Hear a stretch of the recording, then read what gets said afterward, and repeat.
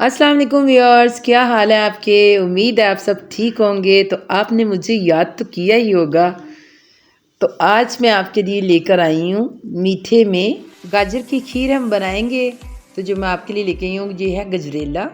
तो गजरेले में कुछ ड्राई फ्रूट जाएगा और कुछ चावल जाएंगे, कुछ गाजरें जाएंगी। तो सबसे पहले हम बॉयल जो दूध है हमारा उसको हम छान लेंगे।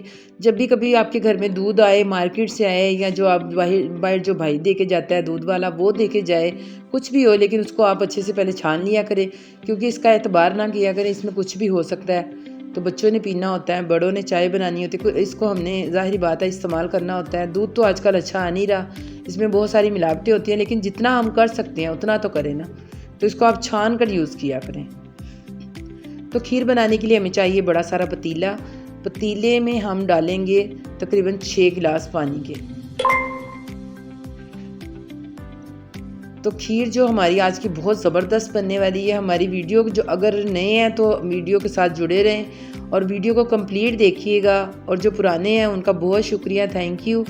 तो उनकी वजह से मैंने कामयाब होना है। तो बस ऐसे ही मुझे मेरी वीडियो को पसंद करते रहें, तो लाइक शेयर भी किया करें दोस्तों में, और मुझे प्यारा सा एक छोटा सा कमेंट भी दिया करें, मुझे बताया करें कि मेरी वीडियो आपको कैसी लग रही है। तो इसमें मैंने डाली है तकरीबन मेरे पास 1.5 किलो गाजरें थी। मैं जब भी खीर बनाती हूँ तो हम इसमें गाजरें और चावल मैं ज़्यादा यूज़ करती हूँ, इसमें दूध कम होता है, क्योंकि हमारे घर में ऐसे ही पसंद की जाती है। कुछ लोग होते हैं जो चावल और गाजरें कम यूज़ करते हैं, दूध ज़्यादा यूज़ करते हैं। लेकिन आप देखिएगा इससे इससे यानी कि कम दूध से मेरे पास 4 किलो, तकरीबन 4 से 5 किलो मेरे पास दूध है, और इसमें मैंने 1.5 किलो गाजरें डाली हैं और आधा किलो चावल है। तो चावल और गाजरों को मैंने गर्म पानी में डालकर उसको ढाँप दिया था तकरीबन 3 से 4 मिनट के लिए। उसके बाद देखें ये चावल हमारे जो है ना वो फूल चुकी हैं। तो ये हमारी गाजरें और चावल देखिए कितने अच्छे हमारे तैयार हो रहे हैं। तो बस ऐसे ही आप इसको अच्छे से चम्मच हिलाते रहा करें। इसको चम्मच नहीं आपने छोड़ना, चम्मच आपने हिलाते रहना है, क्योंकि ये चावल है ये नीचे लग जाते हैं, तो फिर जो खीर है ना उसका टेस्ट जो है ना वो ख़राब हो जाएगा। तो हम एक दफ़ा चेक कर लेंगे अगर हमारे चावल अच्छे से गल गए हैं पानी की वजह से, और ज़ाहिर बात है कि इसको चावल हैं जल्दी गल जाते हैं। मैंने इसमें खीर वाले चावल इस्तेमाल किए थे, जो टोटा होता है वो मैंने इस्तेमाल किया था। अब इसमें हम डालेंगे तकरीबन 6 से 7 इलायचियों का फ्लेवर जो है वो खीर में बहुत अच्छा लगता है, आप भी ज़रूर इस्तेमाल कीजिएगा। तो जनाब अगर मेरे चैनल पर नए हैं तो मेरी वीडियो को कंप्लीट देखिए, और अगर आपको अच्छी लगे तो इसको दोस्तों के साथ शेयर भी कीजिएगा, और मुझे छोटा सा प्यारा सा कमेंट ज़रूर कीजिएगा। और जाने से पहले मेरे चैनल को सब्सक्राइब ज़रूर कीजिएगा, और बेल को भी दबा दीजिएगा, ताकि मेरी अच्छी अच्छी प्यारी प्यारी जो वीडियोस आएंगी वो आप तक पहुंच जाएं।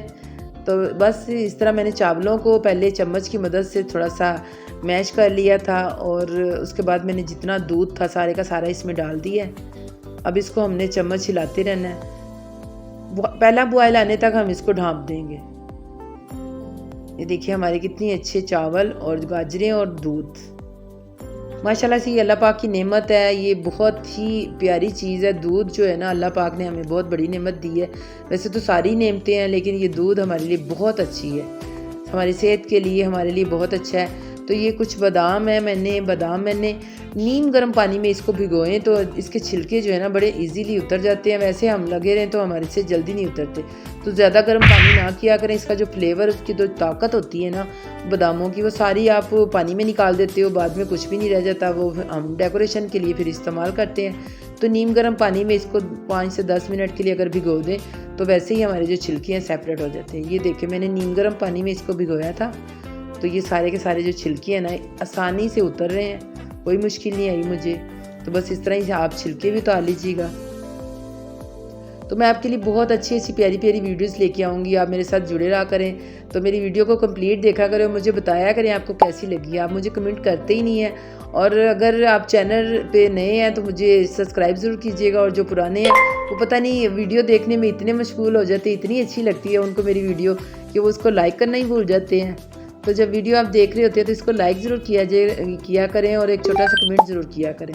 तो ये मेरे पास जो भी ड्राई फ्रूट थे, मेरे पास ये पिस्ता है, मेरे पास किशमिश है, और बादाम है, और गरी है। बस ऐसे ही हमारा ये पहला बॉयल आने वाला है। अब इसको हम चम्मच चलाते जाएंगे। آپ کو میری ویڈیو اچھی لگتی ہے، مجھے پتہ ہے آپ کو میری ویڈیو اچھی لگتی ہے، لیکن آپ بھول جاتے ہیں اس کو لائک کرنا، تو اس کو لائک ضرور کر دیا کریں۔ یہ آپ کی طرف سے مجھے گفٹ ہو جائے گا، انعام ہو جائے گا، آپ کی محبت ہو جائے گی، مجھے پتہ چلے گا کہ آپ کو اچھی لگ رہی ہے۔ تو بس ایسے ہی یہ دیکھیں میں نے میڈیم آنچ کر دی ہے اور میں نے پورا ڈھکن نہیں دیا۔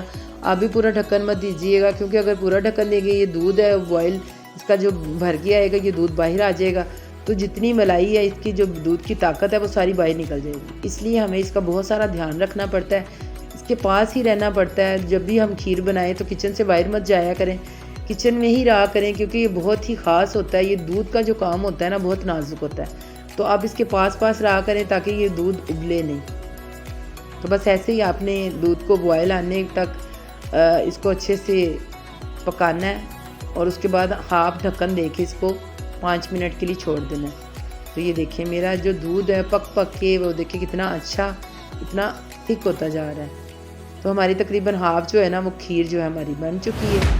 بس اس طرح آپ نے اس کو چمچ ہلاتے رہنا۔ آپ نے جو آگ ہے نا اس کو تیز نہیں کرنا، بس یہی یہاں پر جو لیڈیز ہیں نا وہ جلدی کے چکر میں آگ تیز کر دیتی ہیں اور پھر وہ چیز نہیں بنتی۔ آپ نے ہلکی آنچ پہ اس کو پکانا ہے، اس کو تیز آنچ پہ نہیں پکانا۔ تو کھیر کے جو کنارے ہیں جو ہمارا دودھ ہے وہ ظاہری بات ہے سوکھتا ہے، نیچے چلا جاتا ہے، جو کنارے ہیں وہاں پر ملائی جو جم جاتی ہے وہ بھی آپ صاف کرتے رہا کریں، اور مجھے اپنے دعا میں یاد رکھا کریں، میرے لیے دعا کیا کریں۔ میں بہت محنت کر رہی ہوں آپ لوگوں کے لیے، اچھی ریسپی لے کے آؤں گی، اور بھی بہت ساری چیزیں ہیں جو میں آپ کے ساتھ شیئر کرنا چاہ رہی ہوں۔ تو یہ اتنا ایزی نہیں ہوتا یہ ویڈیو بنانا، اس کو ایڈٹ کرنا، پھر وائس کرنا، لیکن مجھے شوق ہے، میں چاہتی ہوں کہ میں کچھ کروں، تو اس لیے میں نے کہا چلیں یہ کام اچھا ہے تو یہ کر لیتی ہوں۔ لیڈیز کا بھی جینٹس کا بھی سب کا پسندیدہ کام ہے کھانے کا۔ تو یہ دیکھیں میرے دودھ پہ کتنی اچھی ملائی آ چکی ہے۔ تو بہت سارے چینل ہیں جن کو میں پہلے سبسکرائب کر چکی ہوں، میں دیکھتی تھی اور میں سوچتی تھی کہ میں بھی کبھی بناؤں گی، تو پھر سوچنے سے کچھ نہیں ہوتا۔ اگر آپ سوچ رہے ہیں، اگر آپ کچھ کرنا چاہتے ہیں تو اس کو کریں۔ تو بس میں نے سوچنے میں اتنا ٹائم ویسٹ کر دیا، اب میں نے سٹارٹ کیا ہے تو انشاءاللہ اب آپ کے لیے اچھی ویڈیوز لاتی رہوں گی۔ تو یہ میرے پاس چینی ہے، ہم نے تقریباً آدھا گھنٹہ ہم نے اس کو بنا ڈھکن کے ہم نے کھیر کو ہلکی آنچ پہ پکایا تھا، اور اس کے بعد میں نے یہ تقریباً 1.5 پاؤ چینی ہے، آپ اپنے ٹیسٹ کے حساب سے اس میں ڈال سکتے ہیں۔ اگر آپ ہلکا پسند کرتے ہیں تو کم ڈال لیجئے گا، اگر آپ میٹھا تیز پسند کرتے ہیں زیادہ تو اس میں زیادہ ڈال لیجئے گا، وہ تو اپنے ٹیسٹ کے حساب سے آپ نے چینی اس میں ڈالنی ہے نا۔ تو پھر اس کو ہم اس طرح چمچ چلاتے رہیں گے۔ جب ہم اس میں چینی ڈالیں گے نا تو ایک دفعہ پھر سے پانی چھوڑے گی چینی، اور یہ نرم ہو جائے گی، تو اس کو بس میڈیم آنچ پہ، یہ دیکھیں میڈیم آنچ ہے میرے پاس، زیادہ تیز نہیں ہے۔ اس پہ کتنے اچھے ببلز آنا شروع ہو گئے ہیں، اس سے پتہ چلتا ہے کہ ہماری جو کھیر ہے نا وہ تقریباً ریڈی ہونے والی ہے۔ اس میں جو ڈرائی فروٹ ہے میں نے ہاف اس میں ڈال دی ہیں، اور ہاف میں نے رکھ لی ہیں اوپر میک اپ کرنے کے لیے، کیونکہ چیز اچھی بھی تو لگنی چاہیے نا دیکھنے میں۔ تو اس میں بس میں نے ڈرائی فروٹ ڈالے ہیں اور چمچ چلاتے رہیں۔ آدھا گھنٹہ تقریباً ہم نے اس طرح ہی چمچ چلاتے رہنا ہے، 15 سے 20 منٹ۔ ڈھکن نہیں دینا، آپ نے کہیں سائڈ پہ نہیں جانا، اس کے پاس ہی رہنا ہے تاکہ کھیر نیچے سے لگے نہیں، کیونکہ اب بوائل تو نہیں اس کا آ سکتا، یہ تھک ہو چکی ہے، لیکن یہ نیچے لگ سکتی ہے، اس لیے ہم اس کو پکاتے رہیں گے۔ تو میں نے یہ 20 منٹ تقریباً پکا کے میں نے چولہا جو ہے بند کر دیا تھا۔ اب یہ میری جو کھیر ہے یہ کھانے کے لیے بالکل ریڈی ہے، ہم اس کو ڈش آؤٹ کریں گے۔ دیکھیں میرے پاس یہ ایک پیزا ٹرے تھی، میں نے اس میں نکالی ہے، کیونکہ بچے کہہ رہے تھے جلدی، تو میں نے کہا اس میں ذرا جلدی ٹھنڈی ہو جائے گی، تو میں نے اس میں نکال لی ہے۔